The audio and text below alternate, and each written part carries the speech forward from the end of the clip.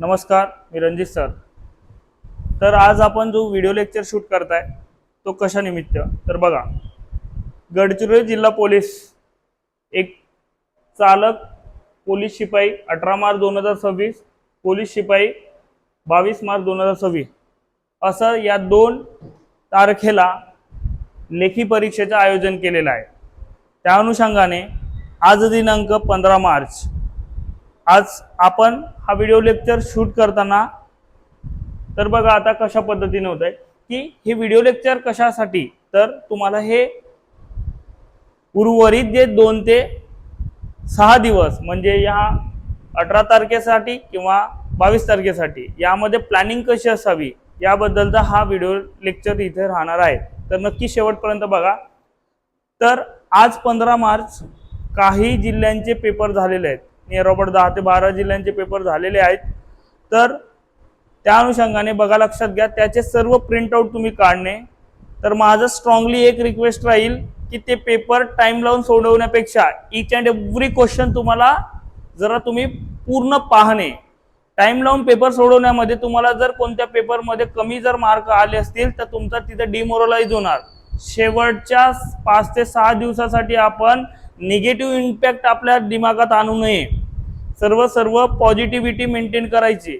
Positivity म्हणजेच काय, ते क्वेश्चन पाहणे। ऑलरेडी तुम्ही सर्वच अभ्यास केलेला आहात, एकही क्वेश्चन बाहेरचा नाही, परंतु ते आपल्याला तिथे समजायला पाहिजे। त्याच्यामुळे तुम्ही प्रश्नपत्रिका सरसकट सोडवण्यापेक्षा सर्व प्रश्नांचा एनालिसिस करा, हे या पद्धतीने राहील। आणि देन त्याच्यानंतरचं तुमचं आता बरेच जणांचा असं कल आहे की आता एकदम जवळच एक्झाम असल्यामुळे लेट नाईट पर्यंत जागत आहेत। विषय असेल की कोणाचा तसं कॅपेबिलिटी असेल, परंतु याच्याद्वारे आतापर्यंत तसं केले नाही आणि आता काहीतरी लेट नाईट जागत आहात, तर याचा परिणाम तुमच्या मेन पेपरला होणार आहे। तर त्याच्यामुळे तब्येतीकडे सुद्धा लक्षात घ्या, ठीक आहे। देन त्याच्यानंतरचा आता पेपर पॅटर्न कसा येणार, काय येणार याबद्दलचा जरा आपण पडताळणी करूया। आता इतरत्र सर्व जिल्ह्यांचे जर विचार जर केला तर कोणते पेपर मॉडरेट आहेत किंवा इझी लेवलचे क्वेश्चन पेपर आहेत। एकतर गडचिरोली जिल्हा पोलीस सुद्धा त्याच पद्धतीने जरा टफ येणार, तर आपण सर्वच त्याची खबरदारी घेऊन ते पूर्णपणे आपण क्लिअर केलेलाच आहे पेपरद्वारे किंवा आपण टीचिंगद्वारे। तर त्यामुळे तुम्ही बिंदास्त राहा, तुम्हाला एकही क्वेश्चन बाहेरचा दिसणार नाही। तुम्ही पॉझिटिव्हिटी मेंटेन करा, तुमचा कॉन्फिडन्स लेवल अप करा की आपण व्यवस्थित अभ्यास केलेला आहे आणि आपलं व्यवस्थित होणार आहे। तर या शेवटच्या क्षणात सर्वांना भीती वाटणे साहजिक आहे, कारण तुम्ही अभ्यास केले त्याच्यामुळे भीती वाटणे नक्कीच आहे। तर त्याच्यामुळे तुम्ही राईट ट्रॅकवरच आहात, भीती वाटणे म्हणजे नवीन काही नव्हे। तर त्याच्यामुळे ते भीती वारंवार न राहता ते आपल्या पॉझिटिव्हिटीमध्ये कन्वर्ट करणे अत्यंत गरजेचे आहे। म्हणजे कशा प्रकारे, तर तुम्ही अवांतर आता बघा, प्रश्न गणित आणि बुद्धिमत्ता टाइम लावून सराव करू शकता, परंतु गणित आणि देन त्याच्यानंतर मराठी आणि जीकेचं तुम्ही टोटली क्वेश्चनचा अँगल सर्व बघा, पूर्णपणे क्वेश्चनच्या नादात नका जाऊ। आणि स्पेशली एवढे जिल्ह्यांचे जे झाले 15 मार्चला, त्या सर्व जिल्ह्यांचे करंट अफेअरचे जे काही क्वेश्चन्स आहेत ते व्यवस्थित हाताळणी करा, म्हणजे जेणेकरून आपल्या 18 किंवा 22 तारखेला होणाऱ्या पेपरला निश्चितपणे त्याचा फायदा होईल।